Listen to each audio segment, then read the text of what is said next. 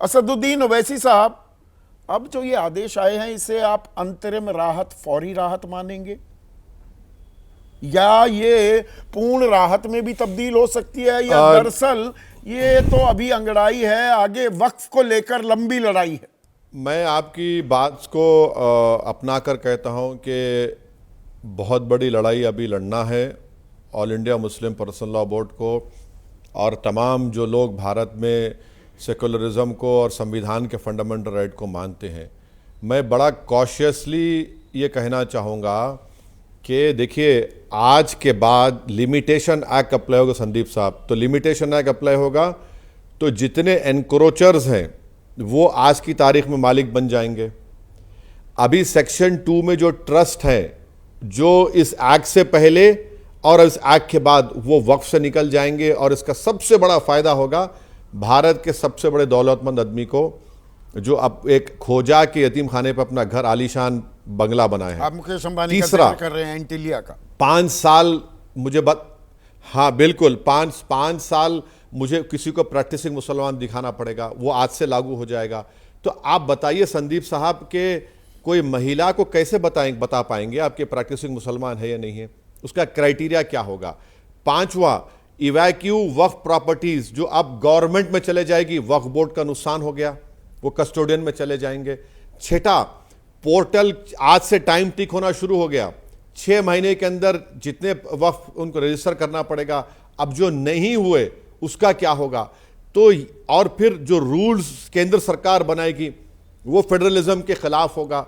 तो इसमें बहुत सी चीजें आज भी वक्फ को नुकसान पहुंचा रही हैं। ओवैसी तो हमको अपनी लड़ाई को हम जारी रखेंगे। हम शुरू से कह रहे थे कुछ ऐसा तो नहीं हो रहा। वो एक कहावत है, बड़ा ये देसी सी कहावत है, उसका मैं इस्तेमाल करना चाहूंगा कि उंगली पकड़ के पहुंचा पकड़ना। पहले आप कह रहे थे देखिए ये निजी हस्तक्षेप हो गया, मुसलमानों को डराया जा रहा है, धमकाया जा रहा है, कोने में पटका जा रहा है। अब अदालत यहां पर जो असल जहां दिक्कतें थी कि भाई वक्फ में गैर मुसलमानों को जगह क्यों दी जाएगी, जो वक्फ बाय यूज की संपत्ति है उसे डी नोटिफाई करने का हक क्यों दे दिया जाए, या कलेक्टर किसी वक्फ प्रॉपर्टी की तफ्तीश करने लगे तो उसे ब्लॉक कर दिया जाए। इन सब चीजों पर रोक तो लगा दी ना, आप उसका स्वागत नहीं करना चाहेंगे? ज्यादा नकारात्मक नहीं हो रहे हैं क्या आप? सर मैं नहीं, हम दूध के जले छाछ को भी फूक फूक कर पीते हैं। ये एक इंटरिम ऑर्डर है। क्या पूरे बिल पर सुप्रीम कोर्ट ने अपना जजमेंट दिया? नहीं दिया। अब फिर सुनवाई होगी। तो सर हमको देखिए, ये मैं आपको क्यों कह रहा हूं, मैं कहां से कह रहा हूं बताता हूं आपको। हम पुकार रहे थे कि 6 दिसंबर के दिन आप कार सेवा करने मत दीजिए, मगर सुप्रीम कोर्ट को किसी ने जाकर वादा किया कि हम कुछ नहीं करेंगे। नतीजा क्या निकला? तो इसीलिए हमको बड़ा कॉशियस रहना पड़ेगा। और जहां तक मेरी राय है, हमारी लीगल अभी जंग बाकी है, क्योंकि उसमें ऐसे कई प्रोविजंस है जिसका मैंने अभी आपके सामने जिक्र किया। उससे कंप्लीटली वक्फ प्रॉपर्टी लूज करेगा वक्फ बोर्ड। यह मत समझिए कि वक्फ प्रॉपर्टी बच रही है। यकीनन सुप्रीम कोर्ट ने एक इंटरिम ऑर्डर देकर जो कहा है कि सेंट्रल वक्फ काउंसिल, स्टेट वक्फ बोर्ड को कॉन्स्टिट्यूट नहीं किया जाएगा, और जितने वक्फ प्रॉपर्टीज रजिस्टर्ड हैं, नोटिफाइड हैं, जिसमें वक्फ बाय यूजर भी है, उनका डिलीशन नहीं होगा। ठीक है, मगर उसमें दूसरे जो 40 ऑड अमेंडमेंट्स हैं जो पूरे के पूरे वक्फ को बर्बाद करने के लिए कानून बनाया गया, उसका क्या होगा बताइए। हिंदू महासभा पक्ष के जो वकील हैं सिन्हा साहब, उन्होंने बाकायदा यही बात कही है कि ये तो 2-3 चीजों पर रोक लगी है, बाकी कानून के अमल पर कोई बंदिश नहीं है। क्या उनका दावा सही है या वही आपकी आशंका है ओवैसी साहब? देखिए सर, सुप्रीम कोर्ट ने तो मैंने जो जिक्र किया, दूसरे जो 40 अमेंडमेंट पर तो रोक नहीं लगाई है ना। तो उस अमेंडमेंट के जितना सरकार कर सकती है वो तो अपनी कोशिश जारी करेगी। आज आप और हम बात कर रहे हैं, हरियाणा में जितने वक्फ इवैक्यू प्रॉपर्टीज हैं वो हरियाणा सरकार के कस्टोडियन में चले जाएंगे, तो वक्फ का तो नुकसान हो गया। जितने ट्रस्ट हैं सेक्शन 2 के तहत, वो तमाम के तमाम अब वक्फ नहीं रहेंगे। जिसको सुप्रीम कोर्ट का एक जजमेंट आया था जिसको उसमें कहा गया था कि ट्रस्ट भी वफ प्रॉपर्टी है, आप निकल गए उसमें से, आप निकल गए। तीसरा उसमें प्रैक्टिसिंग मुसलमान का है कि 5 साल का। पांचवा उसमें कई ऐसे 40 अमेंडमेंट है। नहीं, आपकी बात अपनी जगह सही है, पर ये नजरिए का भी फर्क होता है क्या ओवैसी साहब की? ग्लास आधा खाली है या आधा भरा हुआ है, किस तरह से देखा जाए? क्या वक्फ को लेकर कुछ गोरख धंधे नहीं हो रहे थे? कुछ ऐसे गैर वाजिब क्लेम्स नहीं किए जा रहे थे कि संसद जो है, संसद के आसपास की जमीन ये भी वक्फ की जमीन है, या प्रयागराज में कुंभ का मेला हुआ 55 बीघे जमीन वो वक्फ की है? इस तरह के दावे भी किए जाते हैं। संदीप साहब, दुनिया में बहुत से दीवाने लोग हैं जिनकी रहने की जगह मेंटल हॉस्पिटल है, तो ऐसे दीवाने कोई बकवास बात कर देते हैं तो आपको ये जेब नहीं देता कि आप उन लोगों को जिनको अपने बारे में होश नहीं है वो बकते रहते हैं बकवास। मैंने आपको एक प्रोग्राम में कहा था कि हैदराबाद में हमारे पास एक ज़हीन आदमी है, वो क्या क्या कहते हैं आपको मालूम? मैं आपसे अर्ज ये कर रहा हूं कि अगर मैं ये कह रहा हूं कि पार्लियामेंट के सामने की मस्जिद अगर वक्फ बाय यूज निकाल दिया जाएगा तो वो मस्जिद चले जाएगी, वो आज भी मैं उस पर स्टैंड करता हूं।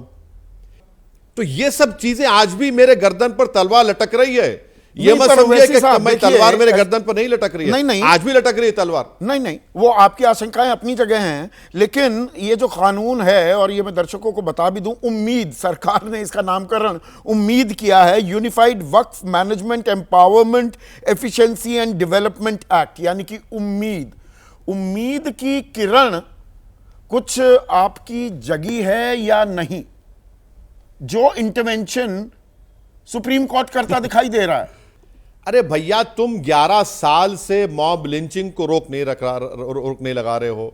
तुम 11 साल से धर्म संसद के नाम पर अनाप शनाप बका जा रहा है, बुलडोजर इस्तेमाल किया जा रहा है, और आपके पास एक मुस्लिम एमपी नहीं है, ना आपके अलाइज के पास है। उसके बावजूद भी तरफे तमाशा यह है कि आप बड़ी बेहयाई के साथ आकर कहते हैं कि उम्मीद जगा रहे हैं। कौन सी उम्मीद जगा रहे हैं भाई? नहीं, पर जब चीफ जस्टिस, आप कौन सी उम्मीद जगा रहे हैं? आपका कौन सा, please hear me out Owaisi साहब, जब कोर्ट 3 जजों की जो ये बेंच थी वो सवाल पूछती है सरकार से, सॉलिसिटर जनरल से, कि भाई ये कौन सा तुक है, कौन सा लॉजिक है कि मुसलमान, ये वक्फ बोर्ड मुसलमानों का है, उसमें गैर मुसलमानों की जगह क्यों दी जाए? ये तो बाकायदा पूछा गया ना, और कहा गया only Muslim members should be appointed. कहा गया, ये ऑब्जर्वेशन है, except for ex officio members, those who are on the boards because of their official government positions, who may be of any religion.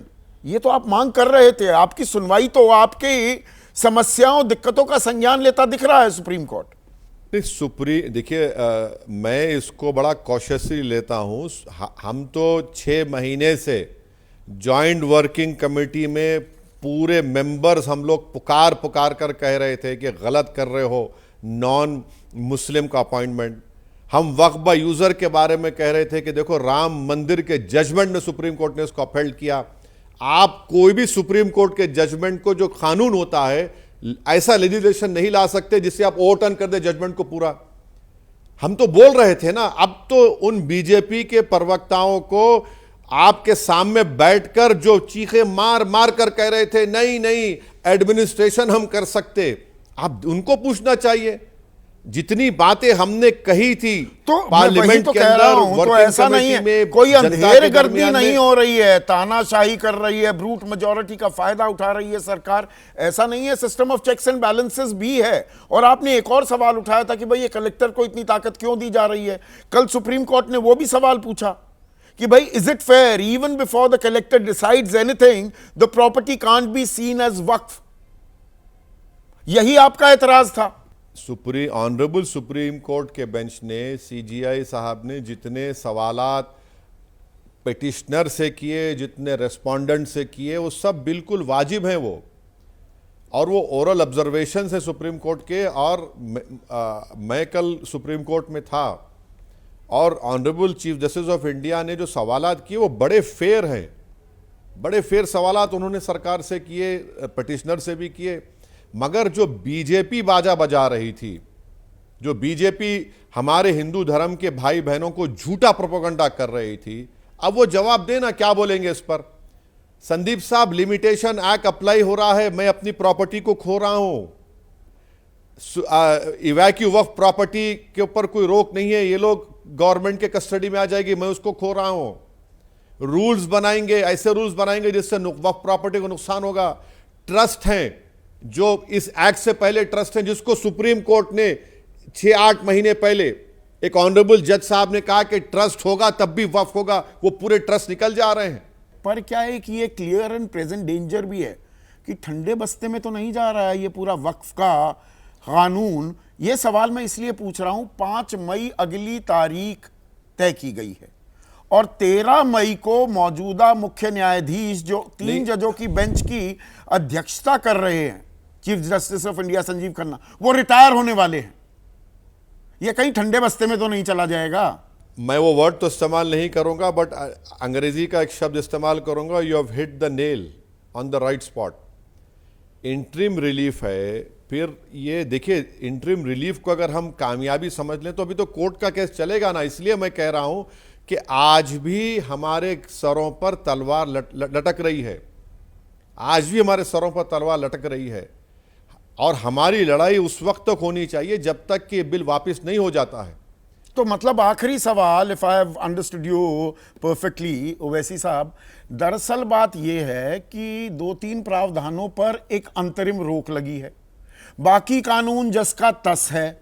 अगर ये मामला ऐसे ही अटकता भटकता रहा, 5 तारीख को सुनवाई होती है, क्या 10 मई 12 मई तक फैसला आ जाएगा? क्योंकि chief justice of India Sanjeev Khanna retire हो रहे हैं 13 मई को, उसके बाद नई बेंच का कॉन्स्टिट्यूशन वो जरूरी हो जाएगा, तो कानून लागू भी रहेगा, 1-2 प्रावधानों पर रोक लगी रहेगी। ये आपका डर है क्या? आखिरी सवाल। मैं ये उम्मीद करता हूं कि जल्द से जल्द इसकी सुनवाई जारी रहेगी।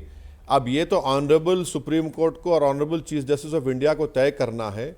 उन्होंने 5 पिटिशनर का कह दिया है, तो जाहिर है सुप्रीम कोर्ट के चीफ जस्टिस कुछ सोच रहे होंगे, बट हम अभी से प्री जज नहीं कर सकते और बहुत जल्दी होगा इस पर कहना। मगर एक बात तो ज़रूर कहूँगा कि कानून के दूसरे प्रोविजंस वक्फ के नुकसान में है, वो उस पर अमल होना शुरू हो चुका है।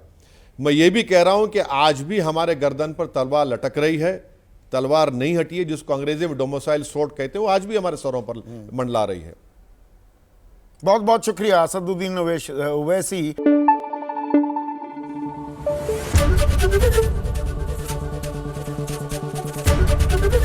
एबीपी न्यूज आपको रखे आगे।